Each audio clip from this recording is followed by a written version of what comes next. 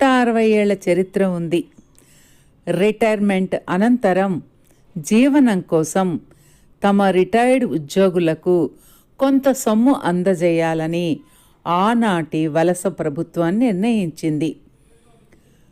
Retirement ప్రయోజనాలను ప్రభుత్వం అందజేస్తున్నప్పటికీ 1922 జనవరి 1 నుండి అమలులోకి వచ్చిన ఫండమెంటల్ రూల్స్లో వాటిని పొందుపరచలేదు. రక్షణ మంత్రిత్వ శాఖలో ఆర్థిక సలహాదారుగా ఉన్న D S Nakara Indian Defence Service audit and అకౌంట్స్లో ఒక ఆఫీసర్గా 1972లో రిటైర్ అయ్యారు. మిగతా పెన్షనర్లలాగే ఆయన కూడా పెన్షన్ పొందటంలో అనేక ఇబ్బందులను ఎదుర్కొన్నాడు. అందువల్ల ఆయన సుప్రీంకోర్టు